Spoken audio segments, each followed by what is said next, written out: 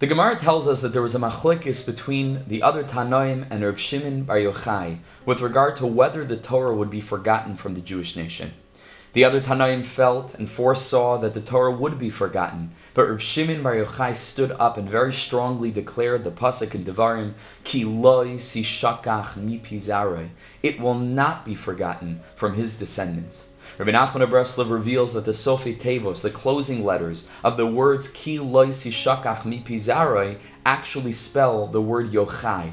And so the word Zarei, his descendants, is a reference to Rebbe Shimon bar Yochai himself, who would centuries later utilize this pasuk as a proof text to this vision of the Torah chas v'shalom not being forgotten from the Jewish nation. Of course, a famous question asked by many of the tzaddikim is, what exactly was this machlokes about? There's a famous rule in halacha: you can't have a machlokes b'metzias. If you're having an argument about something and it's a fact, it's a reality, so there's no room for discord, there's no room for contention. If the Tanoim foresaw with Ruach HaKodesh what they saw, how could Rebbe Shimon bar Yochai stand up and present a different vision? What was the truth with regard to what would happen with the Torah? Would it be forgotten or wouldn't it be forgotten? How could they be having a machlokes b'metzias with regard to a reality that both of them were looking at? And the tzaddikim explain, or Rabbi Nachman hints to this in that opening piece. It's called Hashmata. It's the teaching with which Likutei Moharan begins. Even before Torah Aleph, it's a small little teaching right in the beginning. Rabbi Nachman hints to this, but the tzaddikim teach that the truth is the other Tanaim were seeing the spectrum and the scene without the involvement of Rebbe Shimon bar Yochai. They saw Metzias before Rebbe Shimon stood up and, as we'll say in a minute, took responsibility. From their perspective, the Torah was going to be forgotten because Rebbe Shimon hadn't yet stood up. But when Rebbe Shimon bar Yochai stood up and declared, Ki lo yishakach mipi zarei, it wasn't only a reference to this opinion that he would proclaim later on in history, but he was actually taking personal responsibility to see to it that the Torah wouldn't in fact be forgotten. So it wasn't a machlokes in Metzias.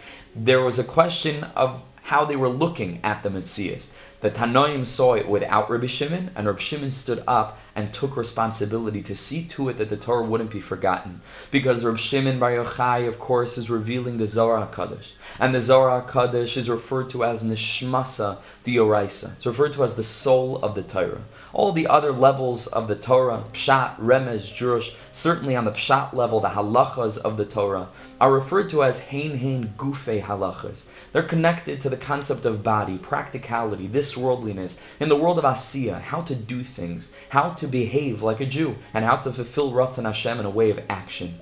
But the Zohar HaKadosh reveals the deeper meanings, those elements of ethical, moral, spiritual teachings that all of the halachos are supposed to serve as vessels for. That's the nishmasa, that's the neshama, the nishmasa d'oraisa that Rebbe Shimon is revealing. And if you think about it very deeply, the longevity of something is reliant not on the body, but on the soul.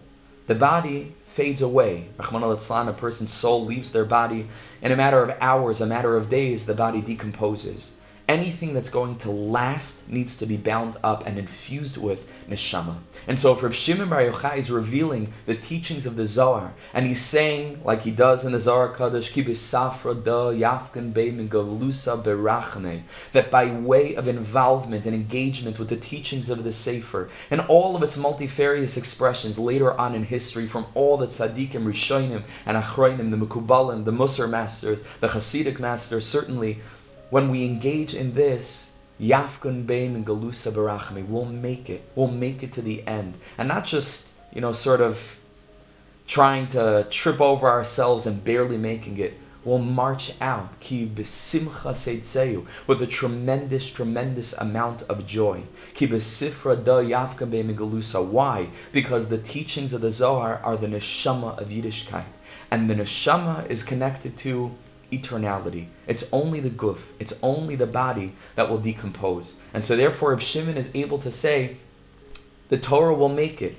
And Am Yisrael will make it till the finish line. This is the Torah for our generation. But perhaps we can suggest something deeper with regard to the concept of shikha, forgetfulness.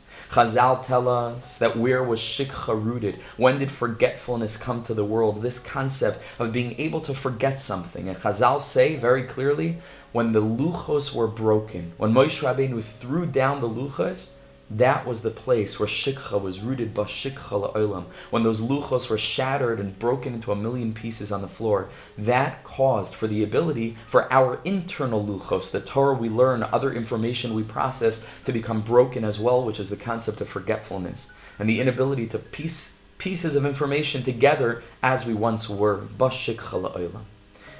Here's a very, very deep thing. The Zohar is revealing a spiritual reality. Realities that exist on the world of soul, like we said, the neshmasa deoraisa. Where is multiplicity, disparity, the very premise of brokenness, the ability for something to break apart? And the answer is that's rooted in the body. Because the soul is the me'ached. When the soul is in the body, in addition to the eternality of the soul, which we mentioned a few moments ago, the soul unifies all the different functions of the body into a homogeneous being that's able to function with one identity despite millions of different details in all of the processes of the body and of the emotions and of the intellect and so on and so forth, all the digestive system and the circulatory system and the nervous system and the skeletal structure and all the different systems. When there's an neshama in the body, it unifies it all into one cohesive unit. But when the neshama leaves, what happens? The body breaks apart and the body becomes scattered pieces, ultimately disjointed chalakim and elements of a skeleton. And everything rots and everything breaks apart, and we no longer see each part in light of the whole. And so very, very deeply, the Zohar is revealing a level of existence that transcends what we can see with our eyes, that transcends the physical mundanity around us. It's the spiritual realm, the realm of the soul, the realm of unity. And about this realm of unity, says the Me'ashilach in today's teaching, says the Tzaddik, HaKadosh Baruch Hu says to Moshe Rabbeinu, thank you. You did the right thing in breaking them, in breaking the luchas. Moshe Rabbeinu was very, very insecure and unsure whether he had done the right thing. He broke the luchas. HaKadosh Baruch Hu himself wrote and etched the Aseret Sedibros onto the luchas, and Moshe shattered them.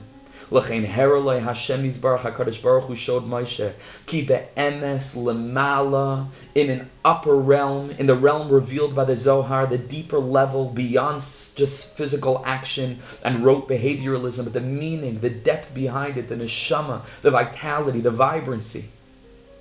On that level, and in light of that realm beyond, ki be'emes, he says, lemala ein shum pirud.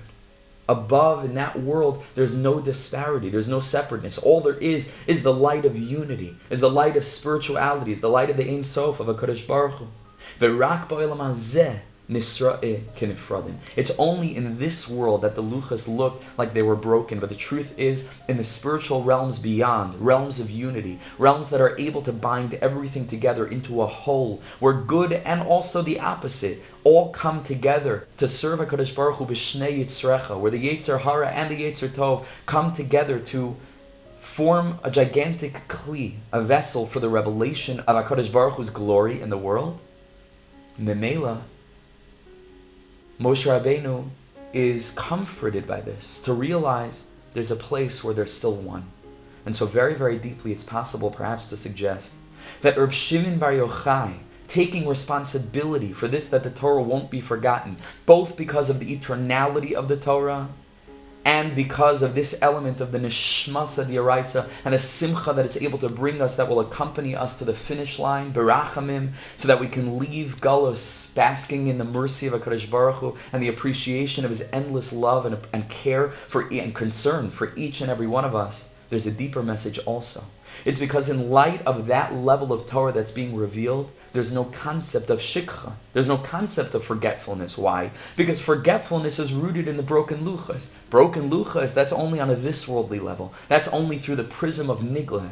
But the prism of nistar, the luchas were never broken. Memela, there's no shikha. Memela, Rebbe Shimon Bar Yochai, who's revealing the neshmasa d'oraisa from a realm of achdus, from a realm of neshama, of soul, of unity. Memela, Rebbe Shimon is able to say, Ki loisi shakach mi pizarai. Because there's no element of shikha in the realm beyond where the luchas, like the Me'ashilach teaches us here, are still whole. Loisi shakach mi pizarei, ki loisi shakach mi pizarei sofeteves Yochai, Zarai, a reference to Rebbe Shimon Bar Yochai, who took personal responsibility to see to it that in his revelation of the deeper elements of our tradition, in his revelation of the sod, in his revelation of the neshmasa d'oraisa, the guf and the gufei halachas, and all the ways in which we act, both in the holy realm and in the realm of the mundane, we're able to see every element of life unified under one banner of geulah kvodo yisbarach, to reveal the presence of HaKadosh Baruch Hu within the world that we encounter, circumstances that we experience, and each and every facet of our own lives and personalities, to reveal HaKadosh Baruch Hu, to recognize Him. And therefore, everything becomes unified, everything becomes enlivened, and we will make it, Be'ezer Hashem, to the finish line. A few steps away, minutes to dawn mamish, and the sun is already rising. The sunlight of redemption is already filling the world, and you and I are zocha to bask in it. So very important in our generation, as we've spoken about so many times in the past, and all of you ever know this already, but it needs chizuk every single day to learn something pnimi. We have to learn halacha. We love to learn halacha. We're able to find, through the prism of Pnimius, HaKadosh Baruch Hu's incredible mercy in every detail of halacha as well. But in order to do that, we need a foundation to have the prism through which to view all of those elements. And that prism is the prism of the teachings of the tzaddikim, who are drawing dafka on the Torah of Sod, that brought it down to us practically, the teachings of the Hasidic masters, the teachings of the Nefesh HaChaim, the teachings of all the Pnimi tzaddikim, Rav Dessler and Rav Hutner and the Ramchal and Rav Kook, so many tzaddikim that went ahead and provide us with a lens through which we can see everything in a way of neshama, in a way of pnimius, in a way of true achdus, in a way of vitality, vibrancy, the princess that we've lost personally, collectively, but we are Baruch Hashem slowly but very surely regaining. B'siyata d'shmaya. Thanks for listening. Apologize for the length. Have the most wonderful, wonderful day.